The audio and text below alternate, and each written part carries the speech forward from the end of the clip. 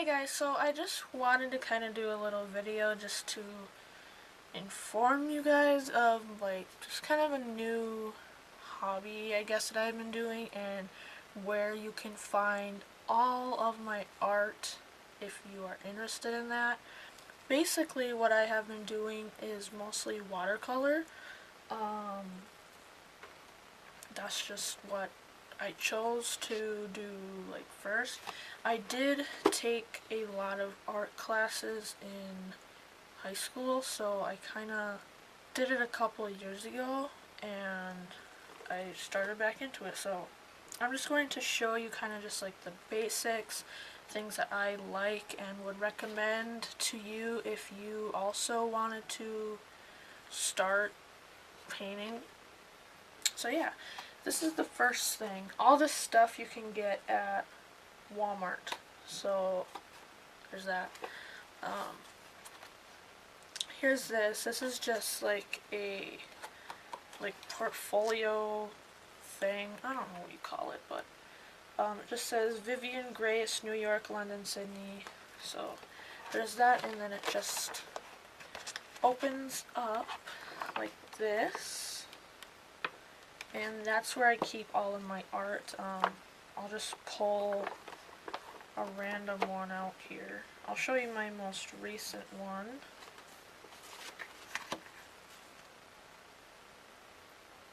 There's that.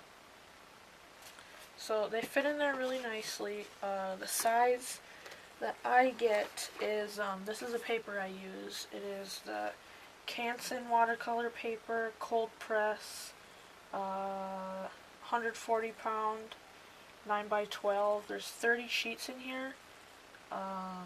Usually I cut them in half because this thing just for 30 sheets is like $6-7.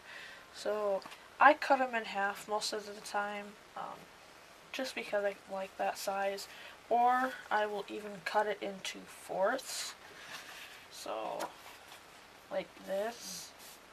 So there's that, and this size fits perfectly in here, so there is that.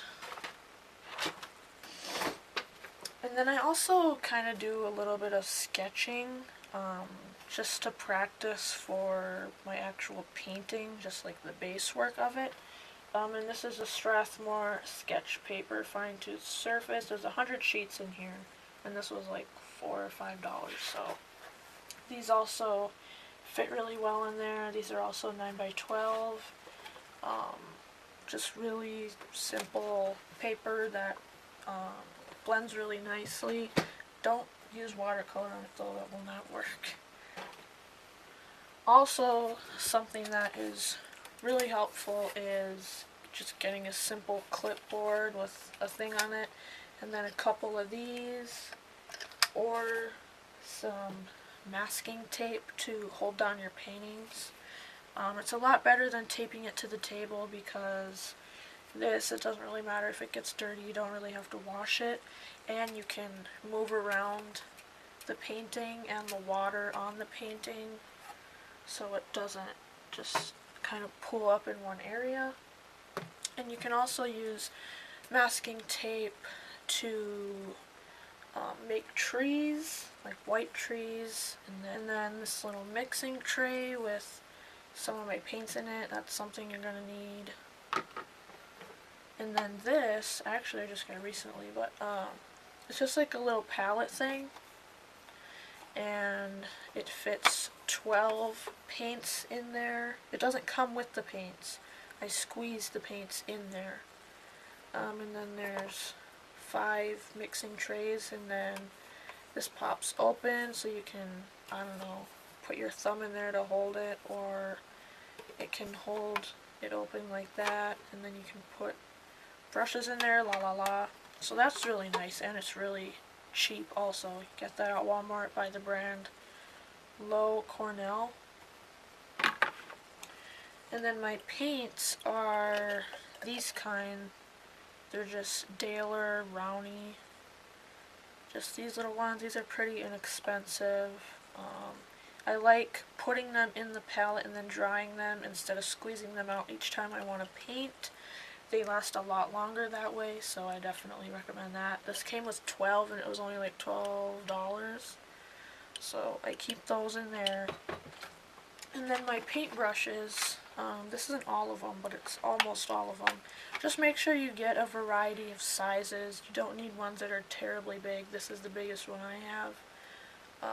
And just make sure you have a lot of different sizes and shapes. I have ones that are straight across, I have ones that are pointed, I have ones that are angled. So just make sure that you have a variety.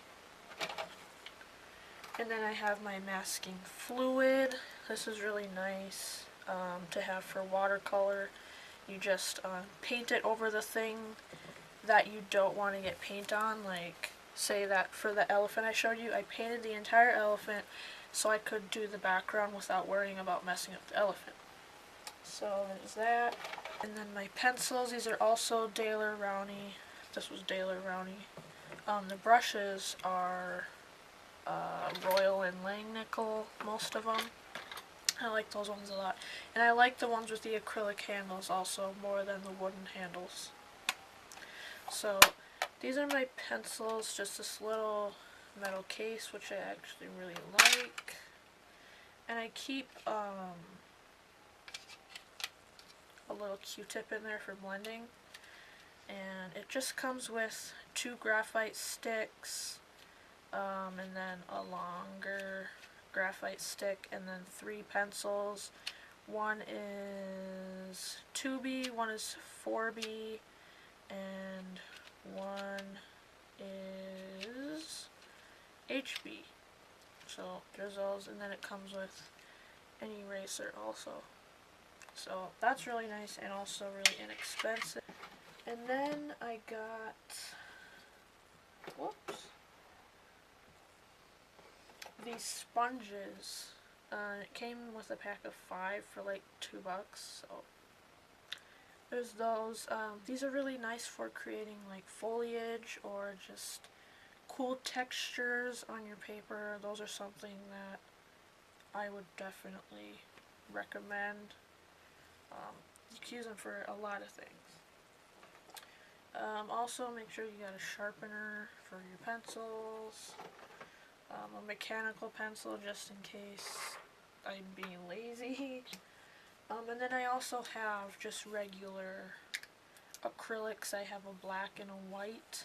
Those are just nice to have if you just want a pure black or a pure white on your painting. I find I use those not with every painting, but with most of them for my watercolors.